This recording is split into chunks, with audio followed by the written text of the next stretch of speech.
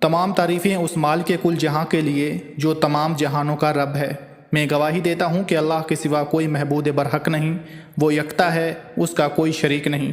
اور میں یہ بھی گواہی دیتا ہوں کہ ہمارے پیارے نبی حضرت محمد مصطفیٰ صلی اللہ علیہ وآلہ وسلم اللہ کے برگزیدہ بندے اور آخری رسول ہیں۔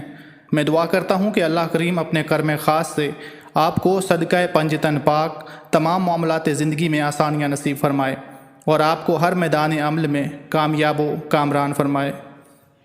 السلام علیکم ناظرین، آج کی اس ویڈیو میں ہم جانیں گے کہ آپ کا آنے والا مہینہ کیسا رہے گا۔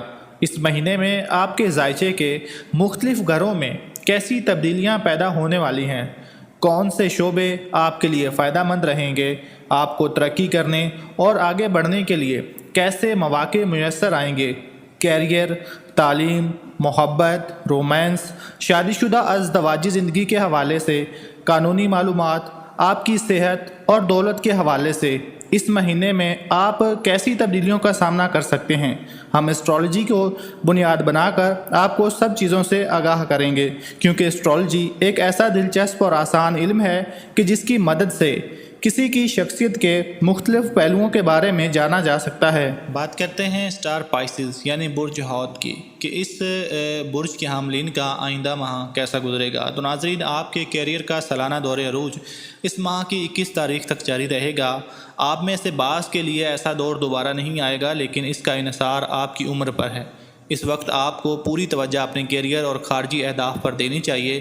گھریلو اور فی الوقت ثانوی درجے میں رکھا جا سکتا ہے جو گھریلو کام کاج ہے۔ صحت کو اس ماہ بھی توجہ کی ضرورت رہے گی۔ 21 تاریخ کے بعد حالات میں بہتری آئے گی۔ سب سے اہم بات یہ ہے کہ آپ آرام و سکون کے لیے خاطر خواہ وقت نکالتے رہیں۔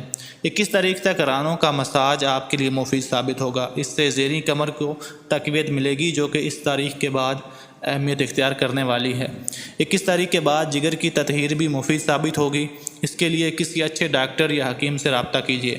آپ کے اپنے برج میں مریخ کی موجودگی نہ صرف آپ کے مالی امور کے لیے سعد ہے، بلکہ اس سے آپ کو ہمت، توانائی اور کچھ کر دکھانے کی امنگ بھی ملے گی۔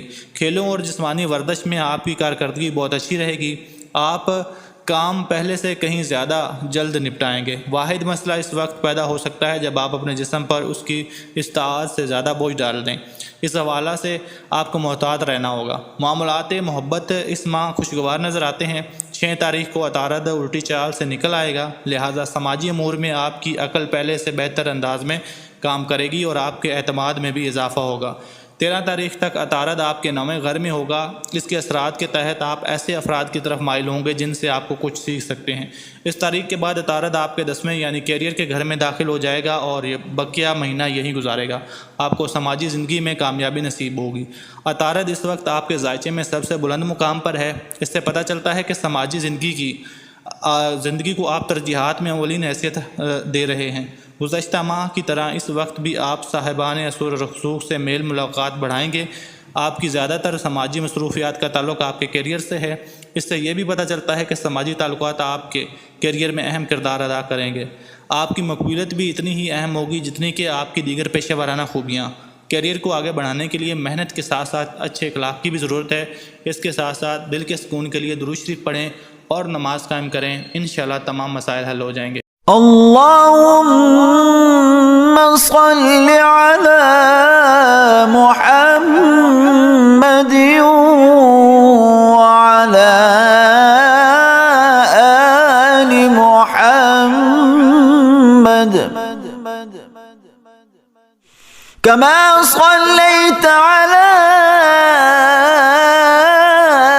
إبراهيم وعلى آل إبراهيم إنك حميد مجيد اللهم بارك على محمد وعلى آل محمد